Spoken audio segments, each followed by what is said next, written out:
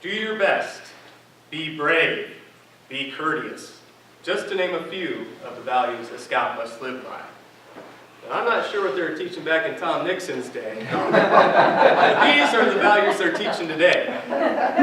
Toastmaster, fellow Toastmasters, honored guests. These values were only words to me when I was a scout. In fact, the only reason I joined scouting was because of the official Cub Scout compass they promised upon sign-up. Man, it was green, had the red fleur-de-lis on the cover. It glowed in the dark, had a lanyard and a leather case. It was so cool, I had to have it. And all I had to do was sign up. Turns out the crummy thing would point any direction except north. To be quite honest with you, I don't remember much about my scouting experience. But what I do remember is spending time with my dad, Harry Jones, who's in the audience tonight, and came all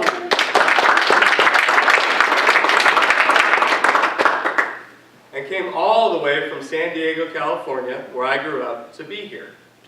And through spending time with him and doing activities with him, I learned to do my best, to be brave, to be courteous. One of the activities we did is we practiced and participated in a camping cooking contest. We made this delicious stew with London broil, carrots, potatoes, a little Tabasco, and they were each individually wrapped in their own aluminum foil. So all you had to do was toss on some hot coals, eat it right out of the pouch, and then throw it away. Very simple and good. And we tormented my mother practicing that in the kitchen. You can only imagine the destruction we made. But we did our best, and we won first place. We also built and raced a Pinewood Derby car. And when I say we, I mean my dad. Let's face it, what dad's going to enter the hunk of junk his 8-year-old made by himself? And the dads want to win, am I right? But I'll never forget that car. It looked like a little Barracuda. It was this shiny silver color, and we painted a face on the front of it so it looked like it was growling at you as it came down the track. And I did pretty good on race day. I was winning my races, but it came down to me and David Carmody. And David won, but only by inches. I mean inches. Man, I was so disappointed, especially after winning the cooking contest. But I wasn't naughty. And I was actually courteous to my fellow scouts. And I congratulated David on a job well done and consoled those that didn't do as well. And I'll never forget the first backpacking trip we went on. It was to the Devil's Punch Bowl. This title was very disconcerting to an 8-year-old boy. I was imagining this red, horned, ghastly beast sitting atop the mountain, drinking children's blood out of a punch bowl. But I was brave in the face of my fear, and I forged on to the top of that mountain, only to find a small trickle of water under a shallow pond. So fast forward a few, well, many years to this current school year, when my middle child, Quinn, came home from school, and there were no ifs, ands, or buts about it. He was going to be a Cub Scout. Now, I was thinking this must have been one hell of a sales pitch. But, much as the compass for me, I would soon learn that Quinn's eagerness was due to the rubber band rocket promised upon sign-up. And for Quinn, if it goes fast, flies, could possibly blow up, explode, and drive my life completely insane, it's for him. So we signed up. Quinn got his rocket, and somehow I got wrangled into being assistant den leader. So far, Quinn's learned the Scout Oath, the Scout Law, and the Scout Motto, which is to do your best. And if you think about it, isn't that what we're all trying to do here at President's Club of Toastmasters?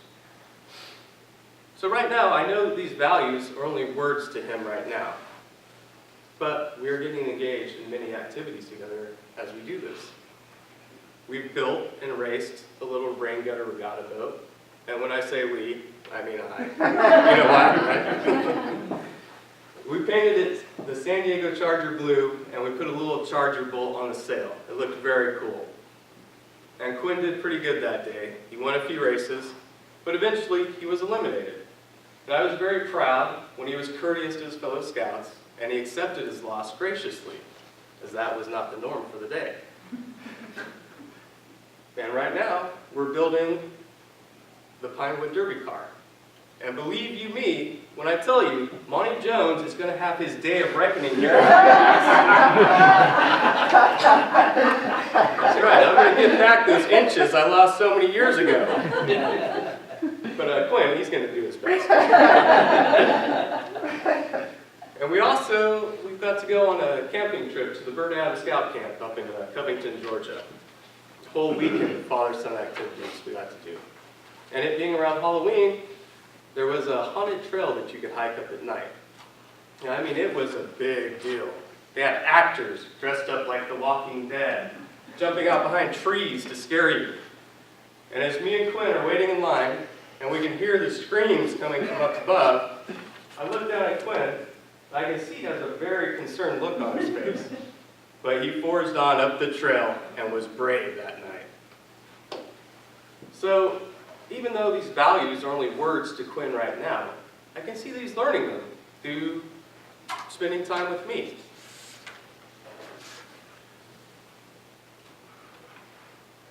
You know, I was going to bring in that rubber band rocket to show you all tonight. Turns out Quinn has since lost interest, doesn't even know where it is right now. Fortunately, he has not lost interest in Scouts, as this is affording us this opportunity to spend time together. So we got a crummy compass and a rubber band rocket for joining Scouts. Turns out we got and are getting the values to guide and propel us through life. And I hope that Quinn continues to learn more values. To be a good steward for the environment, to be a good friend, to be curious, and the general values that we all cherish that I know will take him far in life. It is crucial that we spend time with our children. And Scouting is one avenue for the older generation to impart its wisdom and knowledge to the younger generation. All that really matters is that we take the time to spend the time. Thank you.